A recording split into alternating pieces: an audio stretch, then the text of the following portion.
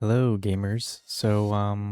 Let's talk about Nefer and Llama. I want to preface this by saying that I am a free-to-play player, so it's coming from a free-to-play perspective, which might change things. If we're talking about, like constellations, signatures, I don't really have much to say on this stuff, and so I'm not really going to be talking about that. Anyways, let's start with Llama. So I've gotten to play with Llama for a while and Nefer since I got them on their first banners, and I feel like I can offer some pretty valuable input or like information or something if you're looking to validate your decision whether to pull them or not. Obviously, if you just really like Llama as a character, you like her design, if you really like Nefer as a character and you like her design, don't let me sway you from pulling her or from pulling them. Just pull them if you want them, pull them if you like them. Just do what you want, you know? But Llama is a bloom reaction support, right? And she's a really good upgrade in these bloom reaction teams. So teams like Hyper Bloom, Virgin, Normal Bloom, Nilu Bloom, she works very well in these teams. She also works very well in spread teams. So for teams like Alhaitham teams, Tainari teams, she's really good. Similar to Nahida's C2, she allows these bloom reactions to crit, albeit at a little bit lower of a crit chance. And she also has Dendro Resistance Shred, she has Hydro Res Shred, which is good on characters like Yulan or Nicolette. And so this makes her a very nice support in these bloom teams, which always have Hydro characters and Dendro characters, obviously. So in these teams, she basically makes Nahida obsolete. She's basically just the Nahida replacer. But I think it's important to bring up meta relevance here as well. While Llama is an upgrade to these teams that I mentioned, these teams aren't exactly where they used to be like a year or two ago. You know, bloom teams or like bloom reaction teams and spread teams, like they're still going to be fine in easier content like the lower levels of Stygian and Imaginary Impeder and Abyss, but it's going to struggle once you are trying to brute force something that isn't shield in your favor. So I kind of just wanted to make that, clear. But she is definitely an upgrade in these teams for sure. In terms of investment, Llama actually kind of takes a bit to get going. If you want to maximize the res shred, you have to fully level her skill because her res shred is tied to her skill. You can see it says elemental res decrease 25%. It's tied to the level of her skill. And if you want to fully maximize the damage buff to reactions, here you can see Lunar Bloom damage increase, Bloom, Hyper Bloom, Virgin damage increase. You have to level the burst. So you have to level both of these talents, which is, relatively resource intensive, I guess. It's a pretty heavy investment. On top of this, you also do want to be ascending her to at least the last ascension, not only to unlock the talent levels so that you can crown them or get them to level 9, but also it increases her base EM, which improves her damage buffs because her damage buffs scale off of her EM. And in terms of artifacts, it can also get kind of tricky because she does require a lot of ER. It kind of depends on the team. In this team specifically, it's lowered quite a lot thanks to Nahida. Outside of these teams, she might require a lot of ER. I have some pieces that work really well. I have this piece with 30 ER on it. That helps a lot. Another thing that really helps is this weapon, the event weapon, where it increases Llama's EM by 200 and it also gives 45 ER, which is perfect for her. But it can be pretty tricky to get, a lot of EM and also a good amount of ER. Sometimes it's kind of hard to find pieces like that if you're not really looking for them or if you haven't really been investing into that. I think where Llama really stands out though is obviously as what she was meant to be, which is a Lunar Bloom support. So support for Nefer and actually even on-field Columbina. If you use Columbina on field and you do her charge attack animations, that also does Lunar Bloom damage. And while it's definitely worse than Nefer, it's still not that bad. But this is definitely where Llama exceeds the most. is these Lunar Bloom damage buffs. And I guess that leads me into talking about Nefer, and I actually have a lot to say about Nefer, and I was withholding some of this stuff for a while because I was saving it for this video. But yeah, I have a lot of things to say about Nefer, both good and bad, but mostly complaints, if I'm being honest. So in terms of like her place in the meta, she obviously has a really solid place in the meta. She's in the top 3 teams at the very least right now, as of April 2026. However, her place is really only this solid if you have Llama. Outside of teams with Llama, she is, from my personal experience and my testing inside of Miliastra, and I'll put like comparisons and stuff as well, she is very lackluster without Llama. It's not unplayable, but it isn't that great either.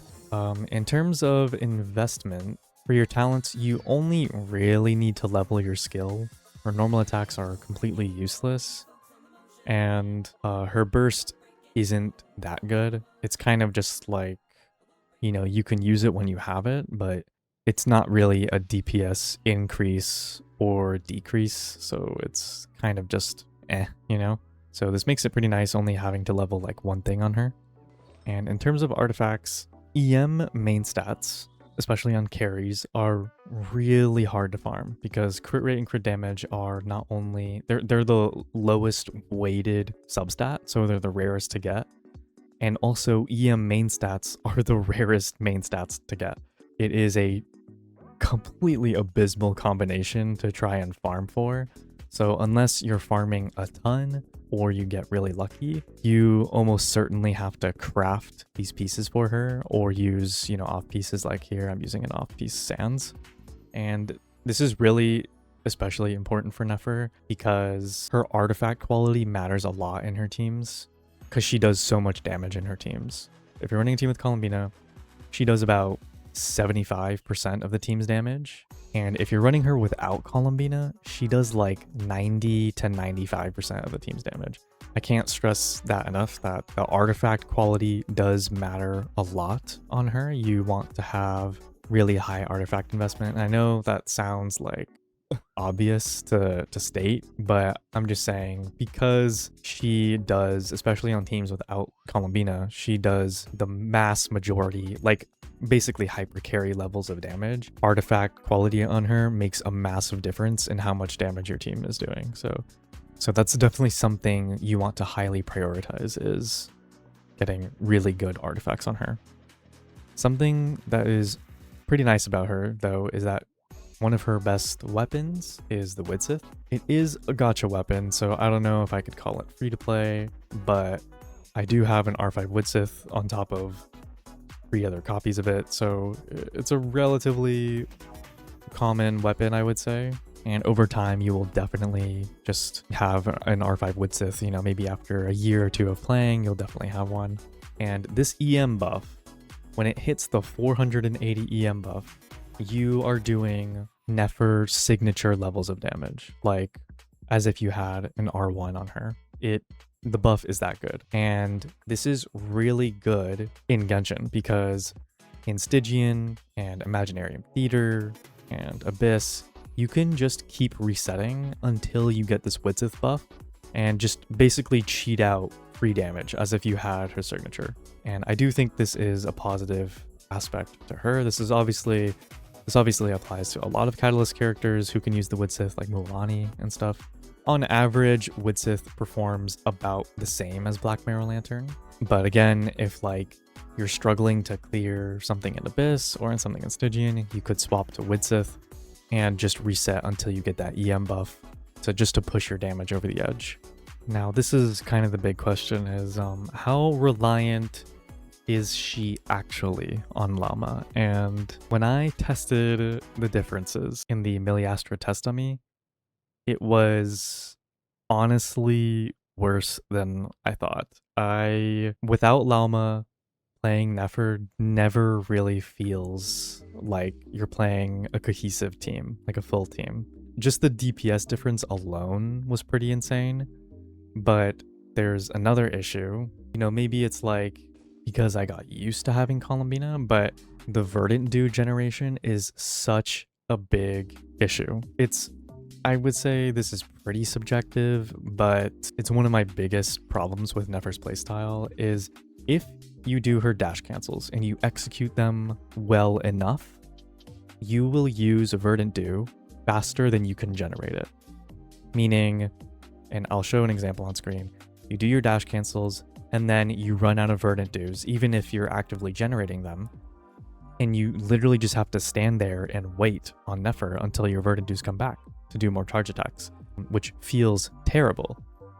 Now, in the downtime, like while you're waiting, you can obviously, like, this is when you can use Nefer Burst, you can swap to someone else, like Nahida, and burst on her, someone else, use a skill on someone else, something like that. The fact is that it still just feels bad to stand on Nefer and be like, well, I'm completely gated, my DPS is completely gated by how much Verdant Dew I'm generating, so I have to just do something else, or just stand here and wait for my Verdant Dew to come back. Columbina completely solves this issue, because when Columbina uses her burst, you can see here, she gains 3 Moonridge Dews, which are nothing special, it's literally just Verdant Dews. So she generates 3 extra Verdant Dews, so you can hold up to 6 Verdant Dews at the same time.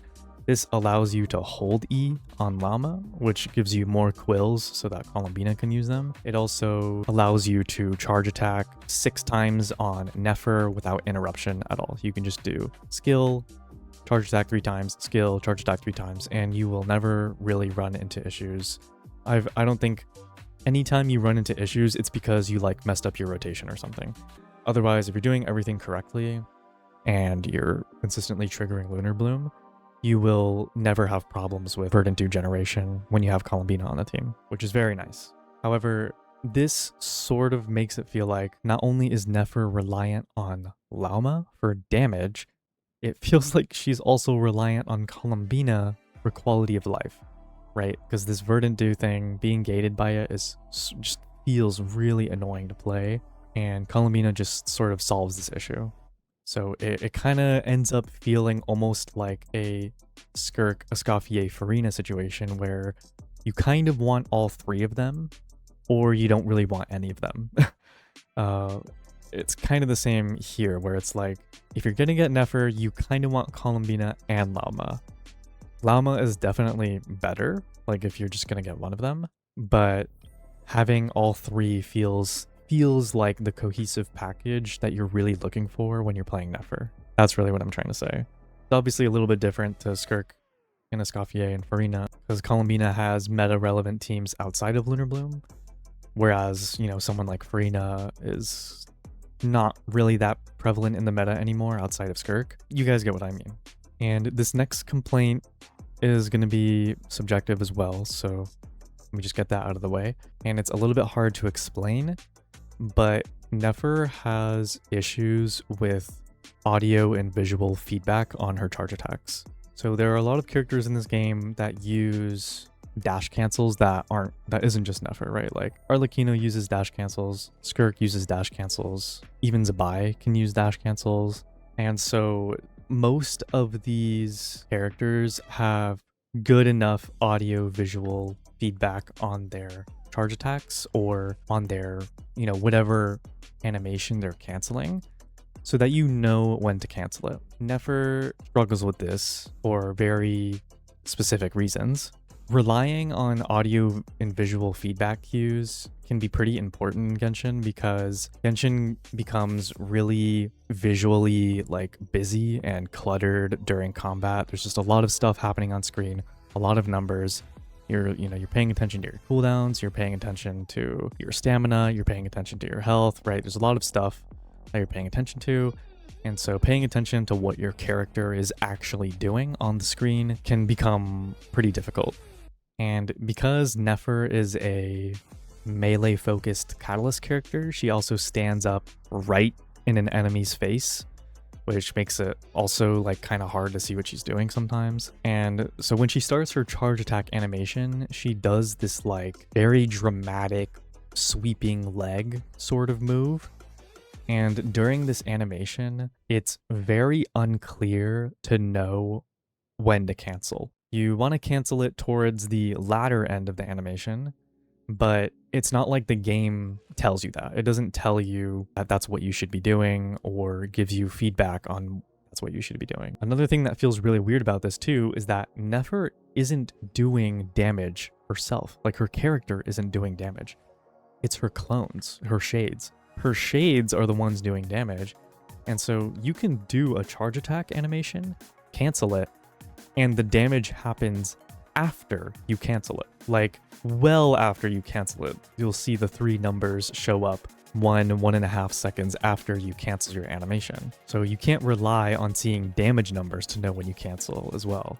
So most characters in the game, like I can think of Skirk and Arlecchino off the top of my head because those I actually play, you know when to cancel because when you hit an enemy, you can like physically feel in-game yourself hitting the enemy.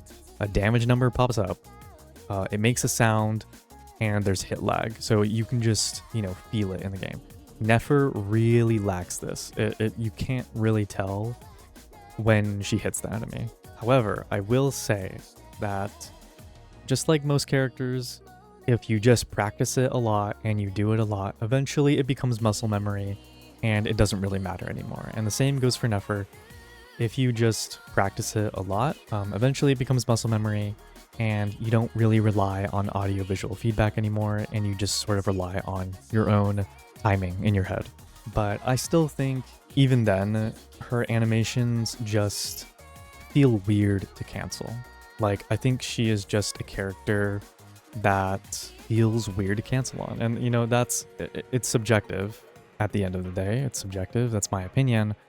But I think that is something that is worth noting, and when you play her or like try her out in the trial, like just make sure that is something you're comfortable with and you think that's fine. Or, you know, some people probably like it. Another thing that I've seen some people say is you can just not do dash cancels, but I'll put a side-by-side comparison. While not doing dash cancels does feel better, like in terms of like overall gameplay experience, it feels better to just not do cancels on her. If you want to sacrifice DPS for those reasons, then go for it. But, you know, it's completely up to you if you think that it's worth to do that.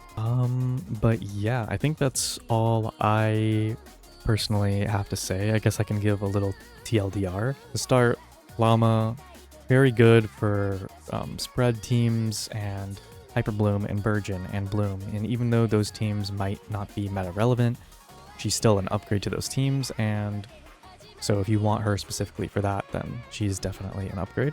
And she's obviously great for Lunar Bloom support. Nefer has some issues with audio-visual feedback on her charge attacks. The Verdant Dew generation can be pretty annoying if you don't have Columbina, which also makes her feel reliant on not only just Llama, but also on Columbina. And of course, like I just stated, she is kind of reliant on Llama for damage. Outside of Llama teams, she is pretty lackluster. I'm also thinking about making a short guide video for both Llama and Nefer. So if you're interested in that, just like let me know, although I'm probably gonna make it anyways. Thank you for sticking around and listening to me yap about this stuff, and yeah, bye bye.